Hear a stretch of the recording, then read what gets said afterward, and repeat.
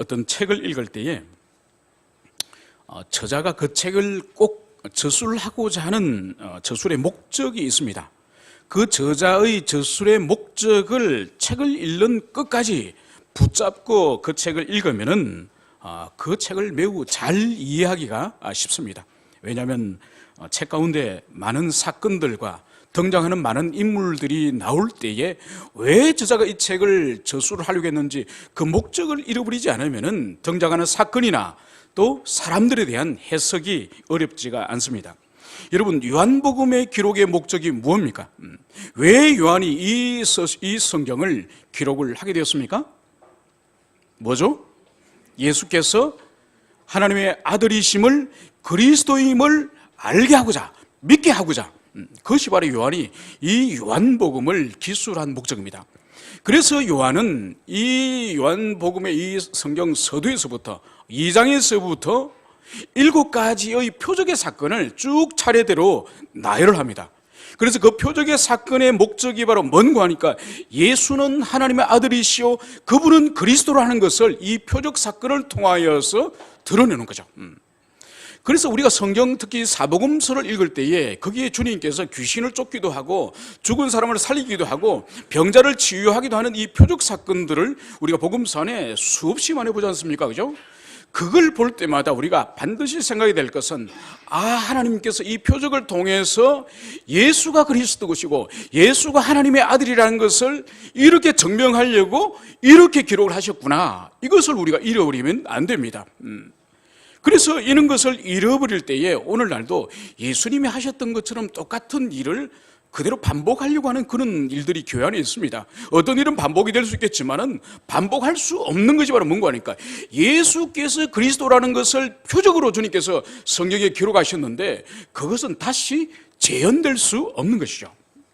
오늘 우리는 요한복음에 있어서 세 번째 표적의 사건을 같이 다뤄볼 계획입니다. 여러분, 첫 번째 표적이 뭔가요? 요한복음 2장에 있는 가나의 혼인잔치에서 물로 포도주를 바꾼 그 사건이죠. 자, 두 번째 이 요한복음의 표적의 사건이 뭐죠? 두 번째 표적 사건? 요한복음 몇 장? 네, 요한복음 4장, 그죠? 왕이 신하의 아들을 고치신 사건. 오늘 이 세 번째 5장에 등장하는 이 일이 바로 세 번째 그리스도라는 것을 증명하는 그런 사건입니다. 여러분, 이 표적 사건은 다른 복음서에는 기록되어 있지 않아요. 다른 복음서에는 기록되어 있지 않고 요한복음에만 기록되어 있는 그런 사건이죠. 여러분, 나머지 세 복음과 요한복음과의 관계는 상호 보완적이에요.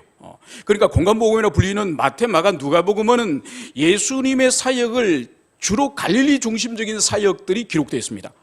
그러니까 갈릴리 사역을 중심적으로 기록이 되어 있고 이 요한복음에는 유다와 그리고 예루살렘에서 사역하셨던 부분들이 아주 상세하게 기록된 거죠. 그래서 공간복음과 이 요한복음, 이 네 복음을 다 우리가 함께 살펴볼 때에 예수님의 공생의 사역 가운데 주님께서 갈릴리에 사신 사역도 그리고 유다와 그리고 예루살렘에 사신 사역도 상세하게 알 수 있는 거죠. 그래서 이 공간복음과 이 요한복음은 상호 보완적이라는 그것을 우리가 잘 알 수가 있습니다. 여러분, 오늘 이 사건이 언제 어느 시기에 일어났던 그 사건인가요? 오늘 성경은 이렇게 말씀을 하고 있습니다. 그 후에 유대인의 명절이 있어 예수께서 예루살렘으로 올라가시니, 바로 오늘 이 치유의 사건은 유대인의 어느 명절이라는 것을 성경은 말씀을 하고 있습니다. 그런데 이 명절이 도대체 어느 명절인지 성경은 정확하게 그것을 말하고 있지는 않아요. 그래서 학자들은 이 명절이 아마 유월절이 아닌가 그렇게 추론을 할 뿐입니다. 여러분, 예수님께서는 많은 사역을 북쪽 갈릴리 지방에서 하셨지만은 명절이 되면은 주님께서는 율법을 순종하여서 이제 그분께서는 예루살렘으로 오셔서 명절을 지키셨습니다. 여러분, 유대인들에게 하나님께서 반드시 이 세절기는 반드시 예루살렘으로 모여서 바로 지정된 그 처소에서 민족 전체가 하나님께 예배드리도록 한 그 세절기가 무슨 절기죠? 네, 유월절, 오순절, 또 하나는 장막절. 네, 장막절. 여러분, 이 세절기는 매우 중요합니다. 왜냐하면 유월절은 이스라엘 백성들의 구원의 절기지 않습니까? 그죠? 애굽의 그 노예로 살던 그 삶을 끝내고 이제 구원받아서 해방된 그 해방의 구원의 절기가 유월절이죠. 그래서 유월절을 맞이할 때마다 우리가 예전에 노예였지. 노예였다가 하나님의 그 크신 능력으로 우리가 구원을 받았어. 여러분, 오순절은 어떤 의미가 있죠? 오순절은 유월절이 지난 이후에 50일 후에 맞이한 절기지 않습니까? 그죠? 이 오순절은 이스라엘 백성들이 시내산에서 이제 하나님 옆에 나갔을 때에 하나님과 언약을 맺고 하늘로부터 율법을 받은 그 절기가 오순절이에요. 여러분, 단순히 해방되어서 죄로부터 애국으로부터 해방되어서 끝나는 것이 아니라 이제 하나님과 관계를 맺고 하나님의 백성이 되고 하나님이 우리의 하나님이 되는 그 절기가 바로 오순절이에요. 얼마나 중요합니까? 여러분, 그리고 마지막에 이 장막절, 이 장막절의 상징의 의미가 뭔가요? 하나님께서 광야 40년 동안 모든 것을 채워주셨다, 모든 것을 공급해 주셨다고 기념하는 절기가 바로 이 장막절이에요. 여러분, 아무리 하나님의 백성이 되고 구원을 얻더라도 광야에서 다 굶어 죽으면, 하나님이 아무것도 주지 않아서 굶어 죽고 말라 죽고 얼어 죽고 죽으면 어떡하겠습니까? 의미가 없죠. 그죠? 그래서 주님께서는 구원해 주셨고 하나님의 백성 삼으셔서 하나님의 진리 말씀 율법을 주셨고, 그리고 더 나아가서 광야 40년 동안 모든 것을, 필요한 것을 다 채워주시는 이 하나님, 이것이 이스라엘 백성들에게 다른 절기도 있지만은 이 세 절기가 가장 중요한 거예요. 여러분, 이 세 절기를 오늘날은 우리가 그대로 지키지 않습니다. 그죠? 지키지 않지만은 이 세 절기의 정신은 여전히 오늘 우리 교회 시대를 살아가는 우리에게도 여전히 이 세 절기의 정신은 중요한 거죠. 우리가 하나님 모르고 이 세상을 우리의 뜻과 우리 생각대로 마음대로 허랑방탕에 살아가다가 바로 사망의 그 자리에 있는 우리를 향해서 주님이 찾아오셔서 복음을 누군가에게 듣게 해주시고, 그래서 우리로 하여금 구원케 하셨습니다. 우리를 구원해 주셨습니다. 구원함으로 끝나는 것이 아니라 하나님과 우리 사이를 아버지와 자녀의 관계로, 우리를 그런 관계로 맺으셨습니다. 그리고 더 나아가셔서 우리가 기도하고 구하는 것마다 하나님께서 모든 좋은 것을 이 땅에 살아가는 동안에 다 우리에게 필요한 것을 채워주셨습니다. 그래서 이 세 절기는 우리는 유대인이 아니기 때문에 지키지 않지만은 이 세 절기의 정신은 오늘날도 여전히 성도의 이 지상의 삶 가운데에 여전히 중요한 것이죠. 이제 우리 주님께서는 오늘 이 일이 바로 어디서 일어나는가 하니까 오늘 예루살렘 성문 곁에 베데스다 연못이라는 것을 오늘 요한은 여기서 설명을 하고 있습니다. 여러분, 예루살렘 성전으로 들어가는 문은 10개의 문이 있습니다. 그 10개의 문 가운데에 제일 첫 번째 문이 바로 양문이에요. 양문. 이 양문, 즉 양의 문이죠. 양의 문. 그러니까 예전에 이 양문 곁에 가축을 매매하는 시장이 있었답니다. 시장이 있었고, 특히 이 양문은 바로 뭔가 하니까 성전에 하나님께 제사를 드릴, 번제로 드릴 제물이 들어갈 문이 바로 이 양문을 통해서 양들이 들어가는 거죠. 그래서 이 성전에 있는 이 문을 양문이라고 그렇게 불렀습니다. 여러분, 우리나라에도 그 조선시대 때 그 한성에, 도성에 성을 둘러싸고 있는 그 도성에 문이 있었지 않습니까? 조선의 문은, 이 한성의 문은 8개 문이 있어요. 그래서 4개의 사대문이 있었고 또 4개의 사소문이 있는 거죠. 그래서 8개의 문이 있었지만은 그 문의 기능들이 있는 것입니다. 그러니까 이 성전에 양들이 들어갈 때, 하나님께 제사를 드리러 양을 제물로 가지고 들어갈 때는 양문을 통과하여 양을 몰아넣었던 것처럼 조선의 이 그 한양에 있는 문들도 기능들이 있는 거죠. 예컨대 지금 광해문이라 불리는 그 문은 이 한양 안에 사람들이 만약 죽으면 장례를 치르지 않습니까? 장례를 치르면은 그 한성 안에, 도성 안에서 사람을 묻지 않을 거지 않습니까? 망우리에, 공동묘지에 묻는 거죠. 그러면 어디를 통과해서 시체가, 그 장례 절차가 나가느냐? 바로 광희문을 통해서 나가는 거죠. 그래서 광희문을 시구문이라고도 불러요. 시구문. 그러니까 사람의 죽은 시체가 나간다고 해서 시구문이라고 부르는 거죠.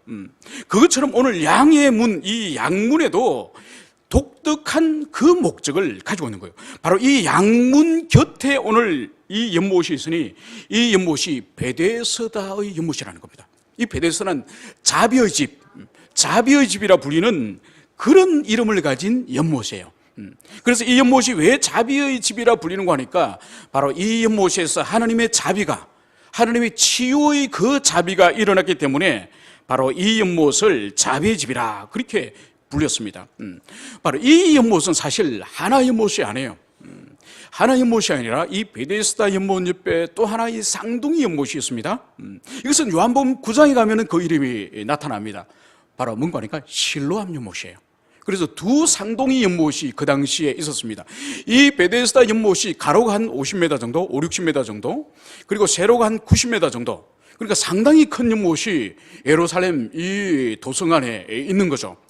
바로 이 성과 이 오늘 연못을 오늘 여기서 소개를 하고 있습니다.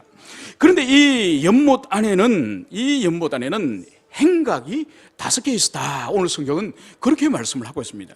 여러분, 행각이란 이 말이 사실 오늘날 잘 쓰지 않는 그런 말인데, 이게 바로 뭔가 하니까, 그 경복궁을 여러분들이 가시면은 중앙에 건정전이 있지 않습니까? 건정전이 있고 양쪽에 지붕과 기둥만이 있는 그런 행각을 여러분 보셨습니까? 지붕과 기둥만 있는, 그래서 비가 올 경우에 거기에 피하기도 하고 하는 그런 형태의 집 구조가 바로 행각이에요. 행각. 그러니까 큰 베데스다 연못에 이런 행각이 5채가 여기 지어져 있었다, 이 이야기를 여기서 하고 있습니다. 여러분, 왜 요한이 이 예루살렘 이 성전 부근에 있는 이 문의 이름은 양의 문이고, 그리고 이 연못은 베데스다 연못이고 그 안에 행각이 5채가 있다고 하는데, 이것을 상세하게 왜 요한이 이것을 기록을 할까요? 그것은 바로 뭔가 하니까, 이 글을 요한이 기록할 때만 하더라도, 이 글을 요한이 기록할 때는 AD 한 8, 90년경이에요. 이 글을 기록할 때만 하더라도 지금 요한이 말하고 있는 이 베데스다 연못이나 그리고 행각이나 그리고 이 미문은 세상에 존재하지 않아요. 왜냐하면은 요한이 기록하는 이 시기 10년 전에 이미 AD 70년경에 로마의 군대가 와서 이 예루살렘을 완전히 파괴해버렸거든요. 그러니까 지금 이 요한이 지금 기록한 이 시기만 하더라도 이 예루살렘에 성전의 미문이나 양문이나 이런 문들이 존재하지 않고, 그리고 베데스다 연못도 존재하지 않고, 그리고 여기 있는 행각도 이미 존재하지 않는 그런 시기예요. 그렇기 때문에 요한은 이 부분을 이 성경의 1차적인 성경을 받아보는 1차적인 성경 기자인 에베소 성도들에게 상세하게 이 예루살렘의 이 구조를 여기서 설명을 하고 있습니다. 여러분, 이 행각 5채에 어떤 일이 일어나고 있는지 오늘 요한은 이렇게 말씀을 하고 있습니다. 이 행각 5채 안에는 많은 병자들, 그리고 소경, 절두발이, 혈기 마른 자들이 여기에 누워 있었다고 성경은 말씀을 하고 있습니다. 여러분, 왜 이들이 여기에, 이 질병자들이, 또 혈기 마른 자들이, 이 장님들이, 이 절뚝발이들이, 이 유다에 있는 모든 환자들이 아마 이 행각에 다 모였을 거예요. 왜 모였는지는 그 뒤가 이것을 설명을 하고 있습니다. 바로 뭔가 하니까, 이 베데스다 연못에 바로 하늘에서 천사가 내려와서 이 물을 움직이게 한다는 거예요. 천사가 물을 움직이게 할 그때에 이 연못에 어떤 질병이 걸리더라도 그 질병이 걸린 사람이 가장 먼저 들어가는 사람은 바로 천사가 움직이게 한 이 물에 몸을 담글 때에 어떤 질병이라도 깨끗하게 낫는다고 하는 그 민간 신앙이 있었던 거예요. 이 민간 신앙을 이 시대 사람들이 들었기 때문에 얼마나 유다 전역에 있는 어떤 병이든지 고치기 힘든 어려운 병을 가진 모든 사람들이 이 베데스다 연못으로 모이고, 그리고 이 행각에 모여서 병이 낫기를 그렇게 기다리지 않았겠습니까? 그래서 오늘 이 많은 이 중환자들 가운데서 오늘 이 요한은 바로 한 사람의 오늘 환자를 소개를 하고 있습니다. 그 한 사람의 사람은 바로 누군가니까 38년 된, 알아 누른 지 38년 된 이 병자를 여기서 소개하고 있습니다. 여러분, 38년 동안 사람이 누워 있으면은 어떤 일이 벌어질까요? 38년을 누워 있으면, 여러분, 지체의 아버님이 한 5개월 정도 요양병원에 계셔서 제가 얼마 전에 신방을 다녀온 일이 있습니다. 여러분, 건강하신 분이 5개월을 요양병원에 누워 계시면 어떻게 될까요? 움직이지 않고 가만히 누워만 계시면 여러분 몸에 있는 근육이 다 빠져나가 버려요.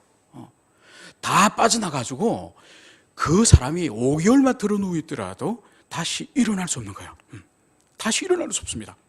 여러분, 38년이 얼마나 긴 세월이에요. 얼마나 긴 세월.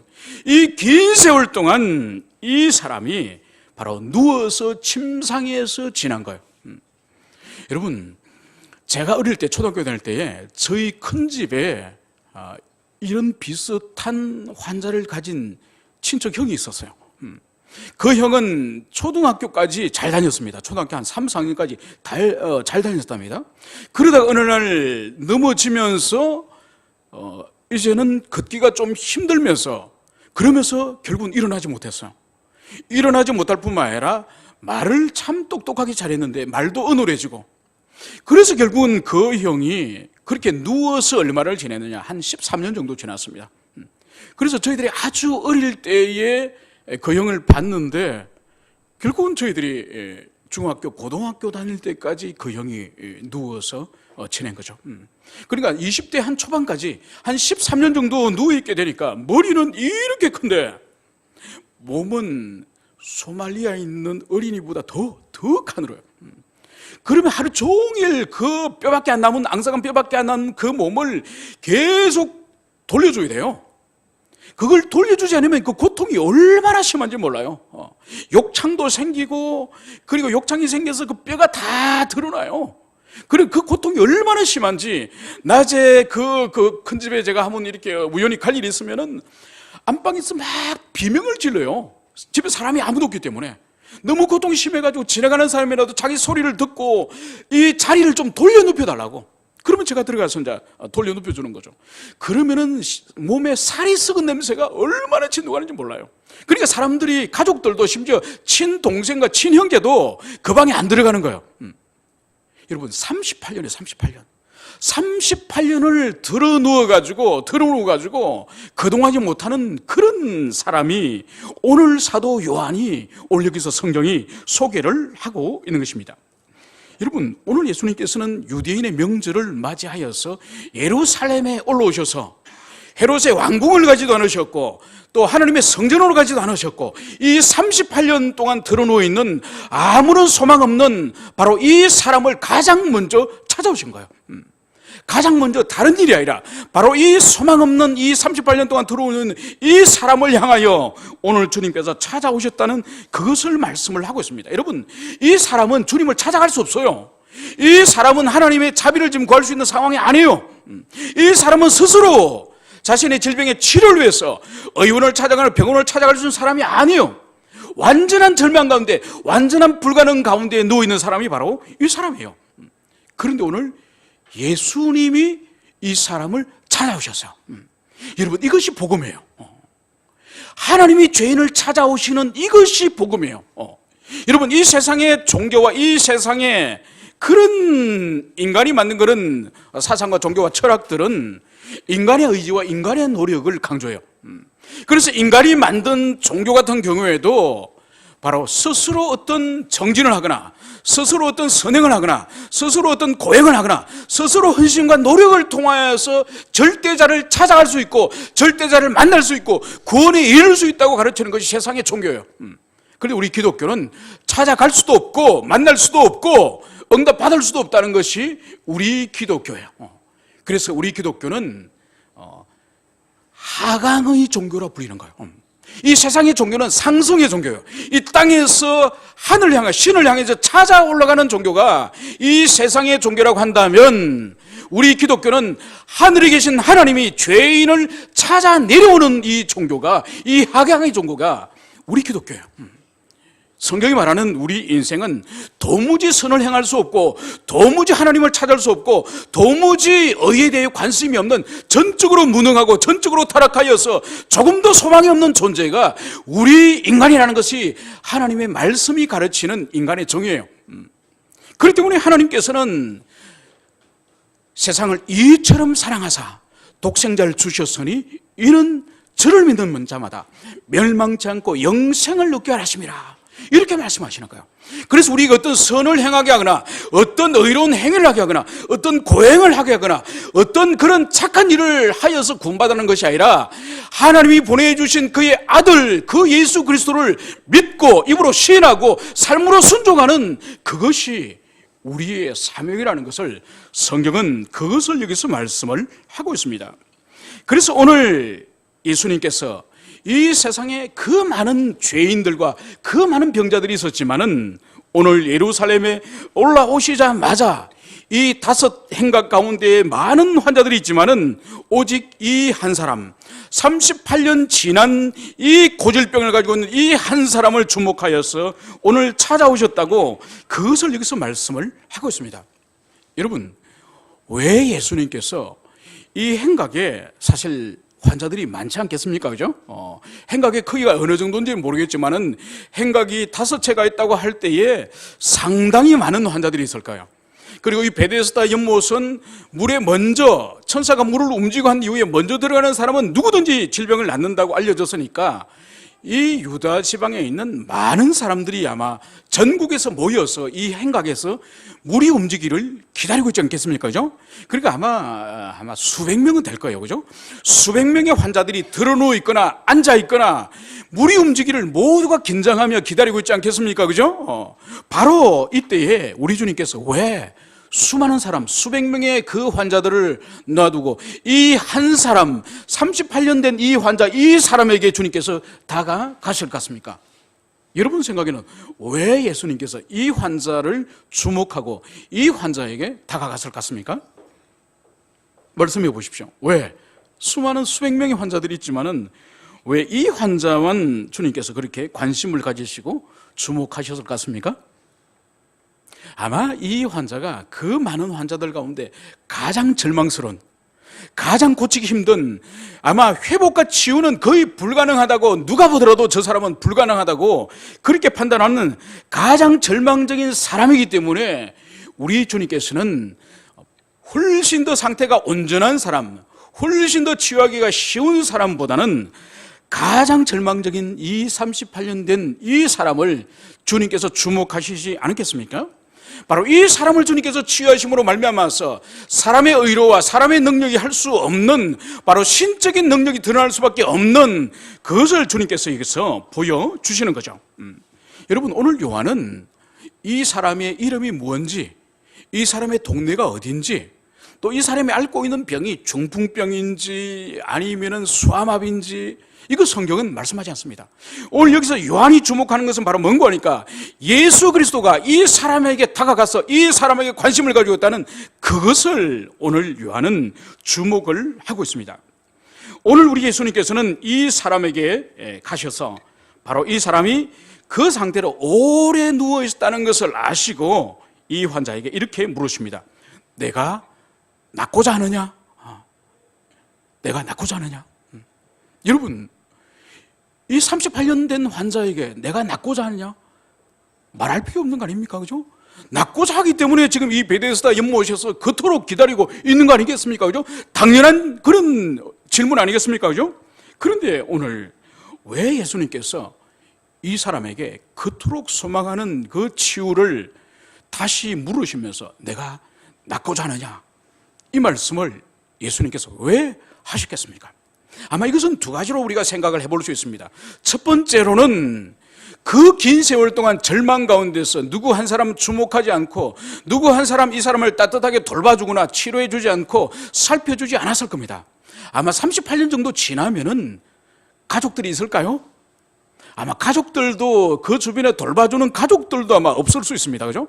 김병에 심지어 자식도 김병에 효자 없다는 그런 말이 있는데 38년이면 강산이 4번이 바뀔 그 긴 세월인데 아마 가족들도 없을 거예요. 친구는 있을까요? 친구도 없을 거죠.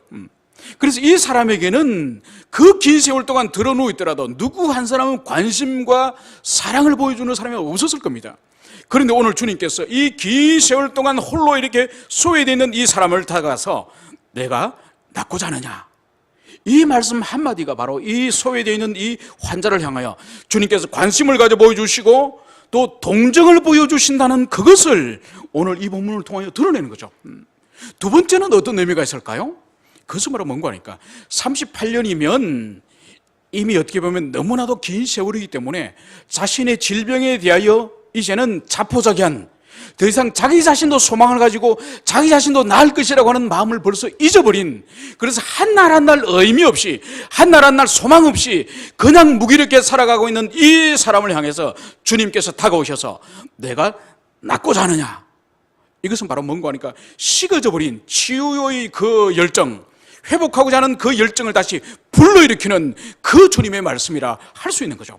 그래서 낫고자 하는 이 말씀을 통하여서 주님께서는 바로 이 환자를 향해서 진정으로 사랑 어린 눈길로 그 사람을 주목하고 그 사람에게 관심을 가지고 그 사람을 동정하며, 그리고 낫고자 하는 열정을 그 심령 가운데 다시 식어져 버린 그것을 불러일으키는 그 말씀을, 이 한마디의 말씀, 내가 정말 낫고자 하느냐, 이 소망을 불러일으키는 것을 여기서 볼 수가 있습니다.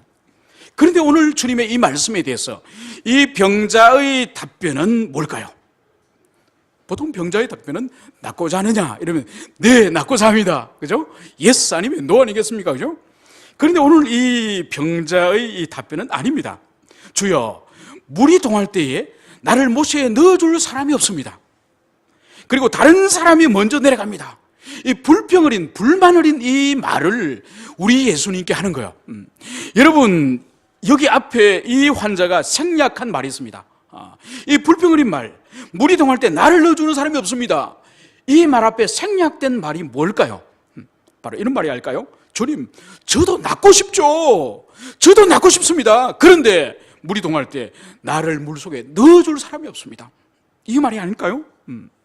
그래서 이 행각에 수백 명의 사람들이 진치고 있는 바로 이 가운데에 이 무기력하고 이미 자기 병에 대하여서 치료가 될 수 있다고 하는 그 소망마저 잃어버린 이 사람을 향해서 주님께서 물으실 때에 이 사람의 마음에는 불만과 또 불평과 또 원망 어린 그 마음이 가득한 것이죠.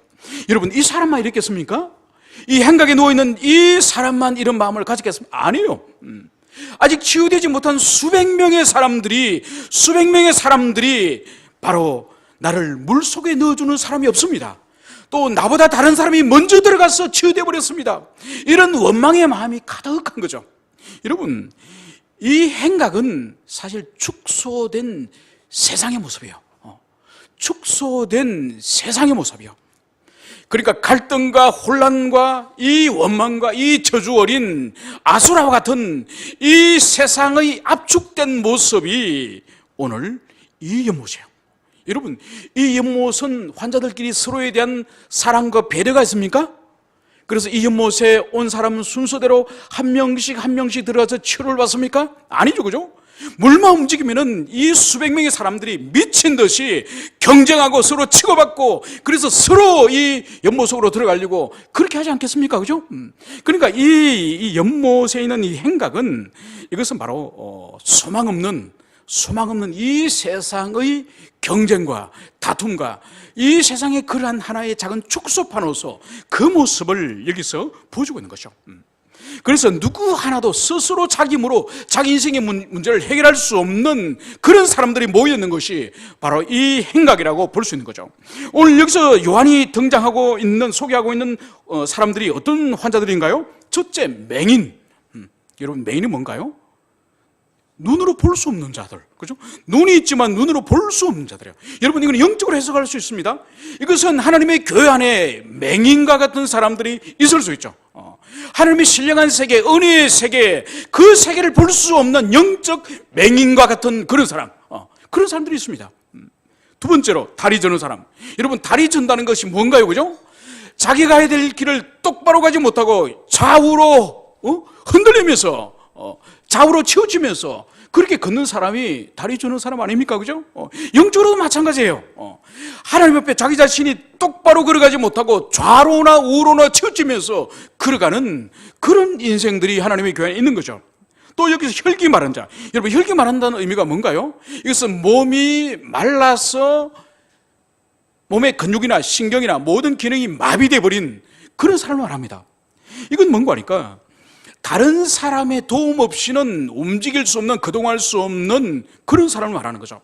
여러분, 이것도 영적으로 해석이 가능한 거죠. 바로 뭔가 하나님의 교회 안에서도 영적으로 혈기 마른 자 같은 이런 사람들이 있다는 거죠. 바로 뭔가 하니까 세월이, 신앙생활이 많이 하더라도 이 혈기 마른 자와 같이 다른 사람의 도움이 없이는, 다른 사람의 섬김 없이는 조금도 움직이지 못하는 그런 영적인 난장을 갖고 영적인 그런 질병을 가진 혈기 마른 자와 같은 그런 사람이 있다는 거죠.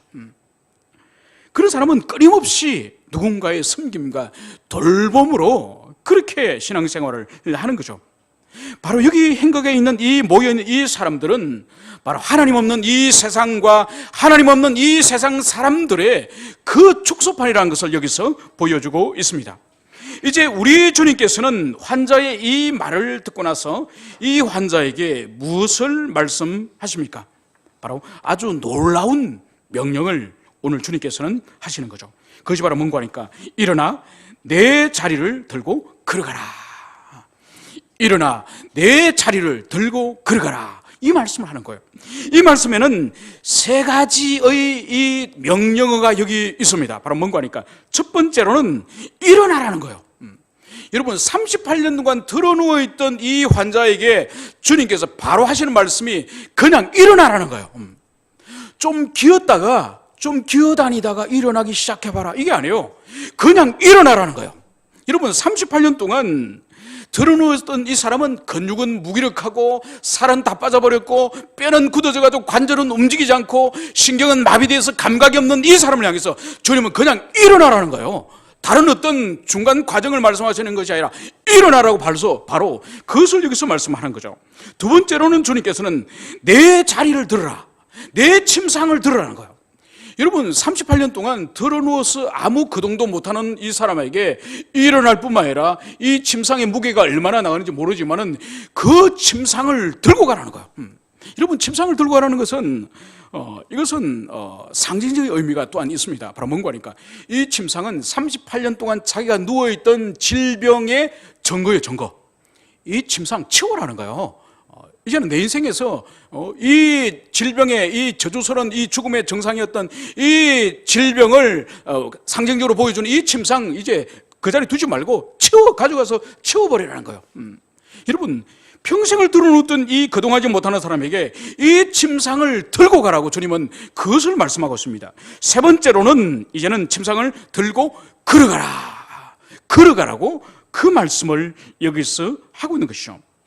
여러분, 주님의 이 말씀이 끝나고 나서 오늘 성경은 바로 이어지는 구절에서는 무엇을 말씀을 하고 있는 거니까? 그 사람이 곧 나아서 자리를 들고 가니라. 오늘 성경은 바로 주님께서 일어나 내 침상을 들고 가라, 이 명령을 하고 나서 바로 이어서 성경이 말하는 것은 곧 나아서 자리를 들고 가니라.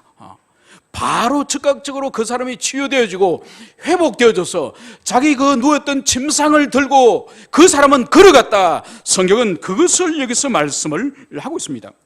여러분, 이 환자는 근육이 서서히 회복이 되거나 아니면 신경의 그 감각이 서서히 회복되거나 아니면 굳어져 있던 그 관절과 뼈가 서서히 풀려가지고 그 관절이 움직이기 시작하여서 그렇게 회복되었다고 성경은 말하지 않습니다. 바로 주님의 명령이 떨어지자마자, 주의 말씀이 떨어지자마자 바로 이 사람은 곧 나아서 자리를 들고 갔다. 이렇게 성경은 여기서 말씀을 하고 있는 것이죠. 여러분, 오늘 주님께서 행하신 이 일은 결코 상식적이고 결코 일반적인 의료적인 치료적인 그런 과정이 여기는 전혀 등장하지 않습니다. 여러분, 38년 동안이면 근육과 신경과 관절과 뼈가 모든 것들이 기능이 죽은 자처럼, 죽은 사람의 시체처럼 그렇게 굳어져 버렸는데 오늘 주님의 이 말씀, 바로 일어나 침상을 들고 걸어가라, 이 말씀 한마디가 바로 그분의 말씀은 일찍이 요한복음 이 첫 장을 우리가 살펴볼 때 첫 장 때부터 바로 주의 말씀으로 모든 만물이 지어졌다고 이 요한은 말씀하고 있지 않습니까? 그죠? 바로 이 요한이 말씀하고 있는 이 하나님의 말씀, 바로 그리스도 이 말씀이 오늘 이 5장에서도 바로 38년 동안 병상에 있었지만은 이 예수님의 이 말씀 한마디가 그의 육체를 순식간에 온전케 하였다는 것을 여기서 볼 수 있는 거예요.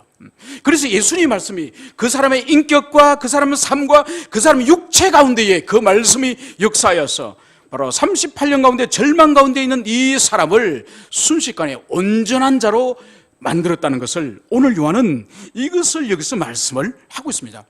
여러분, 바로 이것이 요한이 말하고자 하는 세 번째 그리스도께서, 예수 그리스도께서 하나님의 아들이시고 제2성자라고 하는 그 표적이 바로 이거죠.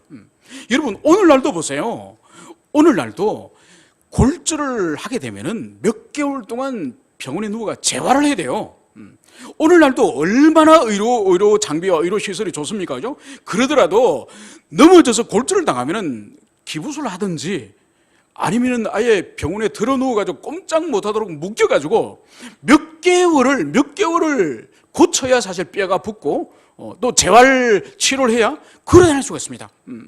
오늘 우리 예수님께서는 바로 2000년 전에 어떠한 의료와 어떠한 중간적인 과정 없이 그분의 말씀 한마디로, 그분의 말씀으로 바로 이 38년 동안 죽은 자와 같은 육체를 가진 그 사람의 몸을 온전케 하고 자기 침상을 들고 가니 이것이 바로 그리스도께서 바로 하나님의 아들, 그분의 신성을 드러내는 그 표적이라는 것을 우리는 여기서 알 수가 있습니다.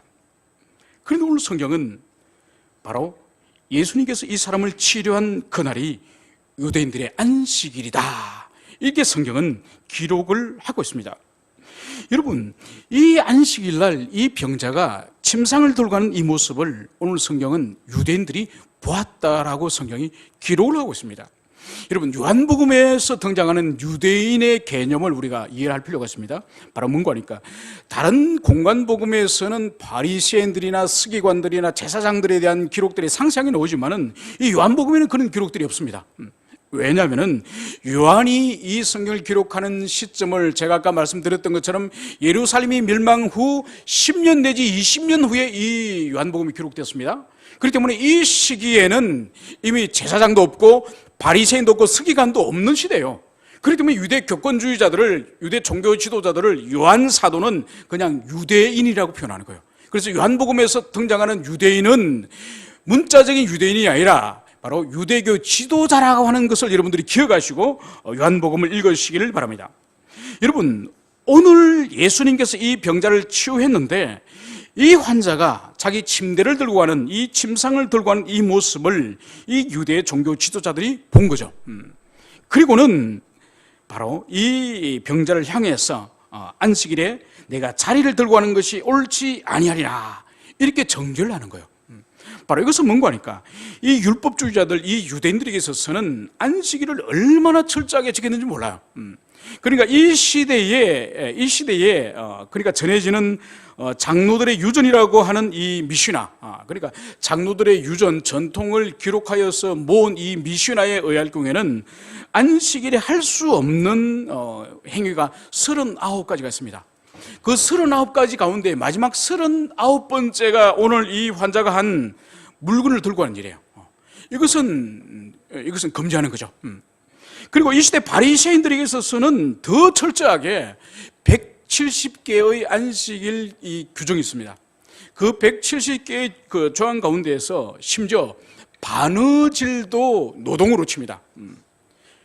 그런데 유대인들은 옷이 찢어지면은, 옷이 찢어서 이 몸에 있는 생살이 밖으로 드러나면 안 되지 않습니까? 그죠? 그 하체를 몸을 가리도록 그렇게 율법은 명하지 않습니까? 그러면은 바느질을 해야 될 거잖아요. 그죠? 바느질을 해야 되는데 바느질은 노동이니까. 그래서 이걸 가지고 유대인들 안에서, 랍비들 안에서 약 100년간 토론을 합니다. 100년간. 그래서 결국은 결론이 뭔가 하니까 바느질을 하되 셋땀만 하도록 하는 거예요. 셋땀만. 그리고 옷이 많이 찢어지면은, 그죠? 많이 길게 찢어지면은 그 바느질 셋땀만 이렇게 해야 되니까 아주, 그죠? 그러니까 이들이 얼마나 이 안식일을 지키려고 얼마나 애를 쓰고 구체적인 수많은 항목을 만들어서 그렇게 했는지 모릅니다.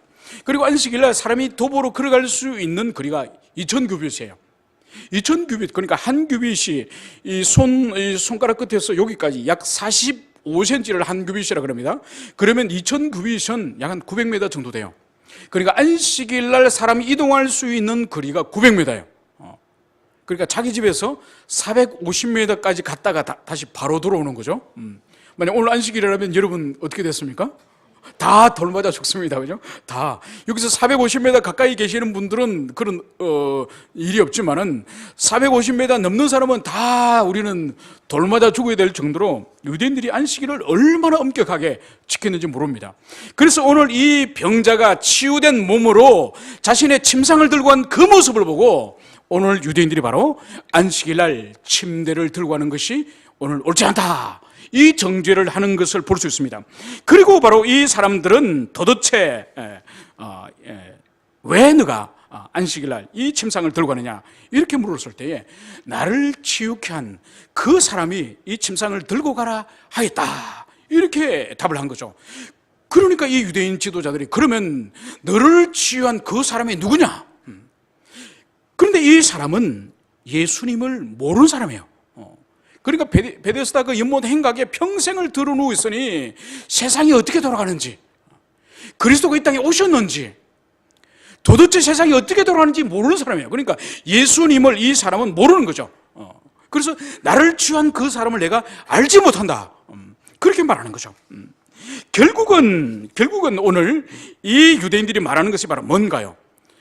바로 환자를 향해서는 너가 안식일 날 침상을 들고 가니 그것은 바로 잘못한 것이고, 그리고 안식일 날 너를 치유한 그 사람은 의로 행위를 했으니, 병자를 치유했으니 그것은 노동이니 그 사람 또한 잘못한 것이다.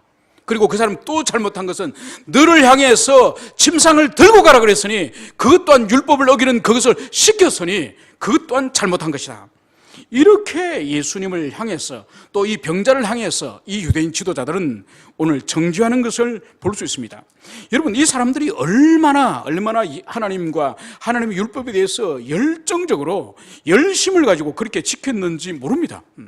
여러분, 그러나 하나님을 향하여 아무리 열정을 가지고 있다 할지라도 그것이 참된 하나님을 향한 사랑이 아닐 수 있다는 것이 바로 율법이 가르쳐 주는 거예요. 여러분, 하나님께서 모세를 통하여 주신 계명은 바로 10가지 계명, 10계명입니다. 그 10계명은 하나님에 관해서 4가지 계명을 주셨고 이웃과 바로 사람을 향하여 6가지 계명을 주셨습니다. 그죠? 그래서 이 4가지의 계명과 이 6가지의 계명은 분리되는 것이 아니에요. 그래서 여러분들이 수요 예배 때마다 우리가 제일 마지막으로 10계명 마지막에 등장하는 것이 바로 뭔가요? 마태복음 22장에 나와 있는 소위 말해서 제일 되는 계명이라는 그 말씀을 예수님이 하십니다. 그 말씀이 바로 뭔가요? 내 마음과 목숨과 뜻을 다하여 너 하나님을 사랑하라. 그죠? 그래서 온 전신, 전 존재적 하나님을 사랑하라고 말씀하셨고, 주님께서는 그거로 끝납니까? 아니죠. 그죠? 두 번째도 이와 같으니, 둘째도 이와 같으니 바로 내 이웃을 내 마음같이 사랑하라. 그래서 내 이웃을 내 마음같이 사랑하라 말씀하시면서 온 선지자와 율법의 강령이 바로 이것이다.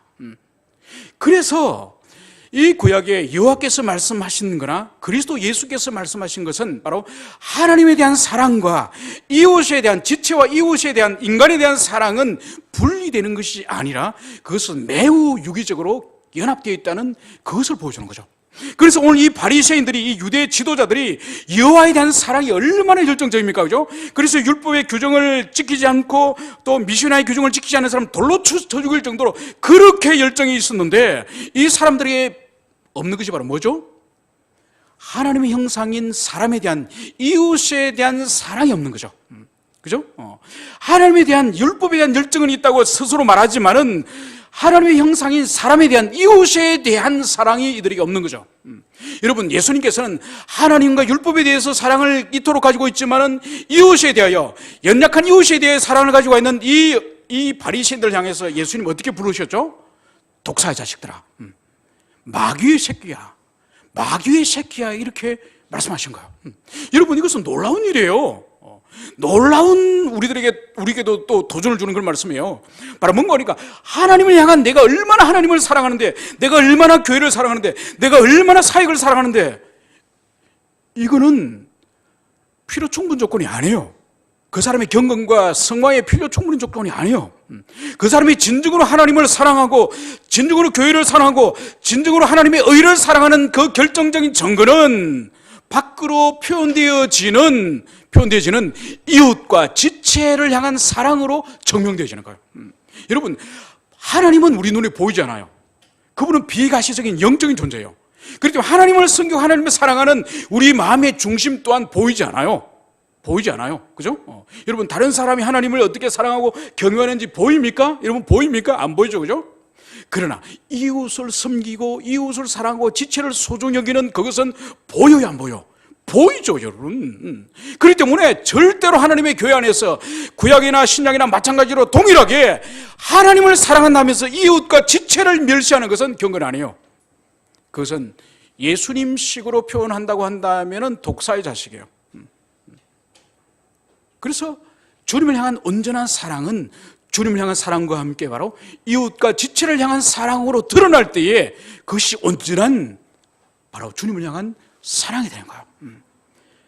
그것을 이 바리새인들은 오늘 잃어버렸다는 그것을 우리가 알 수가 있습니다. 그래서 우리는 예수님께서 오늘 이 안식일 날 이 병자를 고친 이것을 보고 예수님께서는 율법을 무시했다 이렇게 여러분 판단하시면 안 됩니다. 여러분, 나중에 요한복음 9장에 우리가 가면은 또 예수님이 그때는 그 실로암 그 연못에서 그 눈먼 맹인을 또 고치시거든요.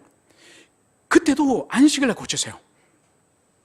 그러니까 유대인 이 지도자들이 예수님을 반드시 죽여야 된다고 생각하는 첫 번째 결정적인 원인이 예수님이 안식일을 범한 사람이라는 그것 때문에 예수님을 반드시 살려둘 수 없다고 그렇게 생각하는 거죠.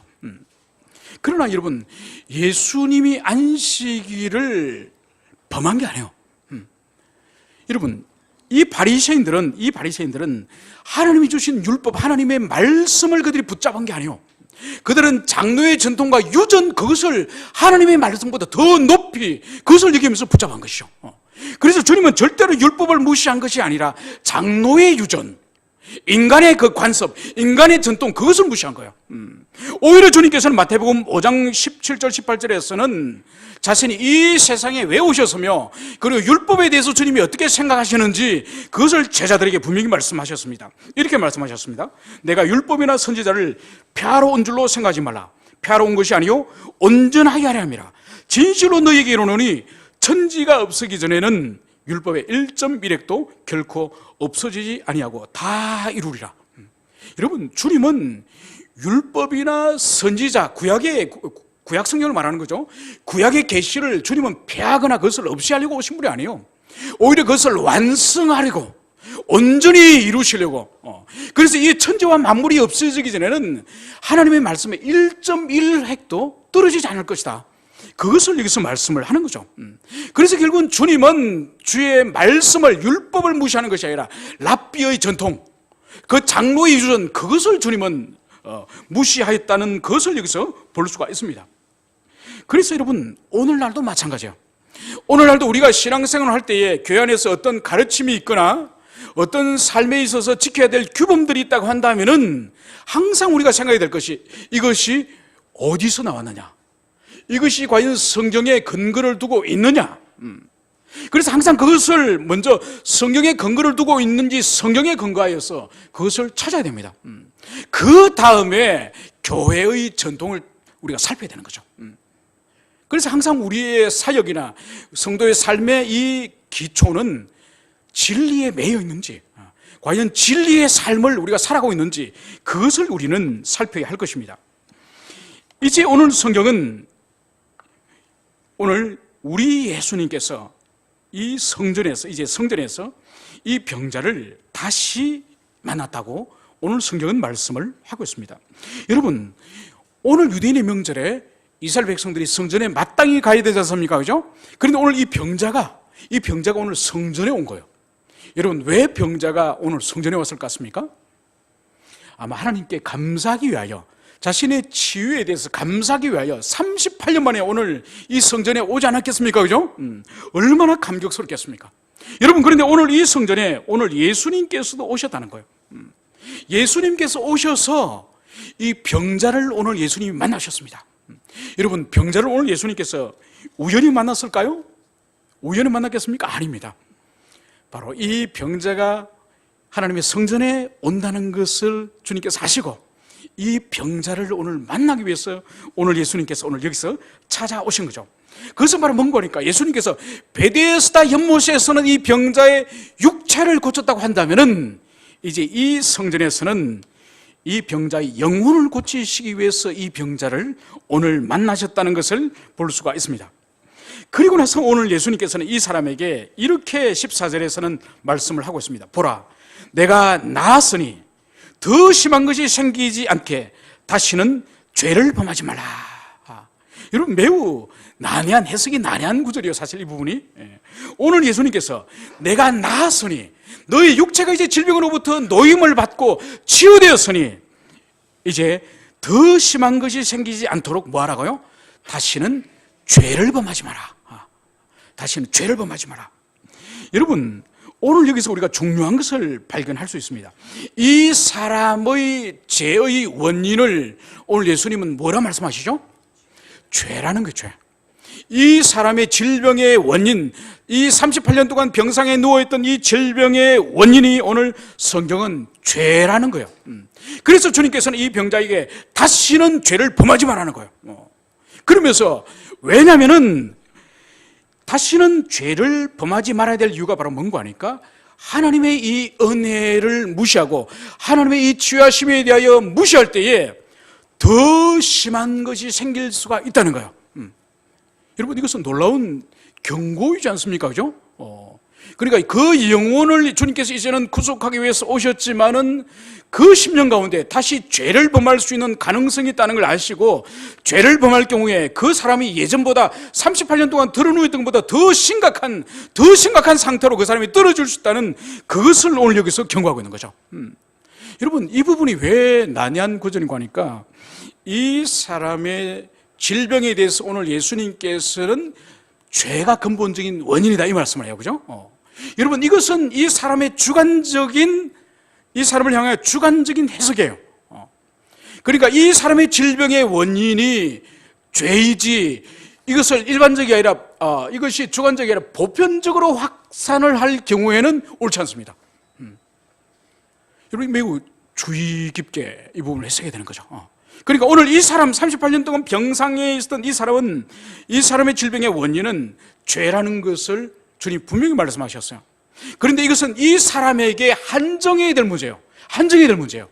왜냐하면 여러분, 복음서에는 인간이 당하는 불행이나 이 질병에 대해서 다수의 원인을 말합니다.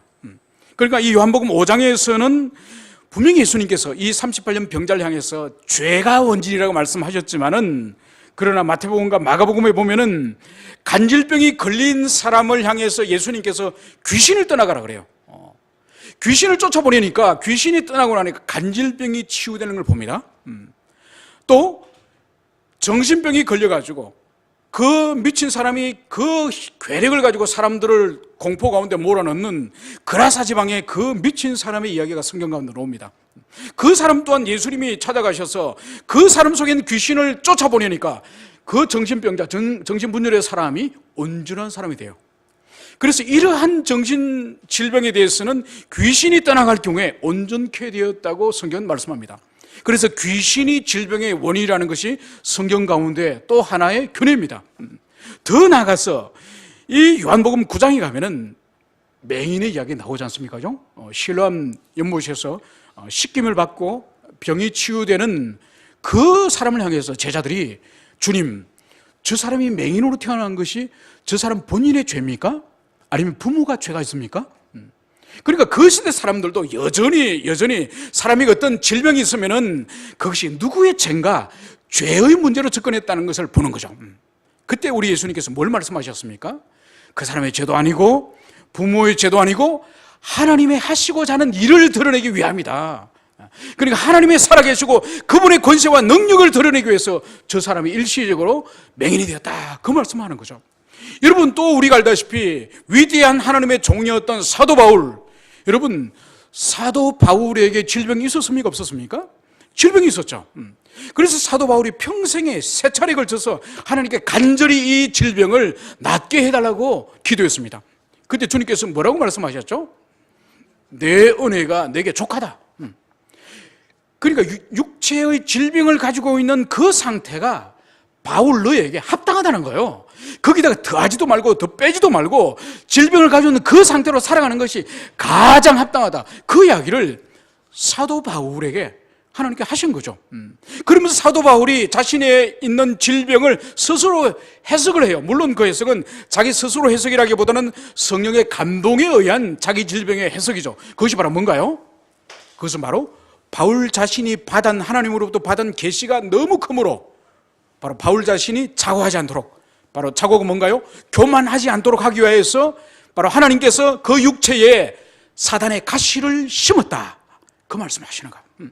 그렇다고 한다면 질병의 원인들은 죄일 수도 있고 귀신의 역사일 수도 있고 또 우리가 다 알 수 없지만 하나님의 놀라운 주권적인 섭리에 의해서 질병이 일어날 수 있는 거예요. 그렇기 때문에 그것은 우리가 알 수 없습니다. 그건 하나님만이 아는 거죠. 여러분, 그래서 하나님의 교회 안에서 이런 일들은 정말 있어서는 안 됩니다. 어느 지체가 만약 갑자기 어떤 질병에 걸렸다, 그죠? 질병에 걸렸다. 그러면 평소 그 사람이 믿고 싫은 사람이 만약 이런 말을 한다 칩시다. 아이고, 그 사람 하나님이 치셨네. 하나님이 치셨네. 하나님이 손보셨네. 여러분, 이런 말 하면 안 됩니다. 그죠? 그는 그 지체를 다시 한번 죽이는 거예요. 그 절대로 옳지 않습니다. 그는 하나님이 판단하셔서 그 사람의 질병이나 또 그 사람의 어떤 또 사고가 날 수 있지 않습니까? 차가 가다가 이렇게 지어박아가지고 교통사고 나서 입원했을 수 있습니다. 그죠? 그러면 아이고, 그 사람 요즘 주일 예배도 안 나오고 헌금도 잘 안 하더니 하나님 손보셨네. 그런 말 하면 안 됩니다. 그죠? 그건 하나님이 판단하시고 하나님이 하실 일이에요. 그죠? 그런 걸 넘겨집어가지고 하나님이 손보셨다. 하나님이 버릇을 고치려고 한다. 그런 말 하는 게 아니에요. 그는 그 사고를 당하고 그 질병을 당한 사람을 다시 한번 죽이는 것이고 다시 한번 고통 속으로 빠뜨리는 그런 일인 거죠. 오직 성도들이 할 수 있는 것은 그 사고를 당하거나 질병 가운데 있는 그 사람을 향하여 하나님의 자비하심이 역사하도록 그 사람이 회복되어지도록 그것을 기도하는 그것이 바로 성도의 사명인 것이죠. 이제 말씀을 정리하고자 합니다.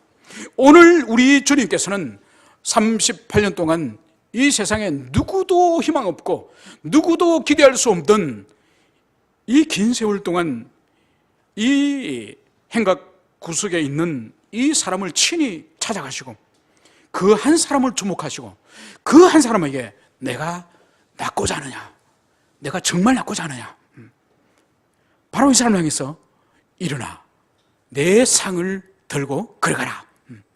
바로 이 말씀을 하셨습니다.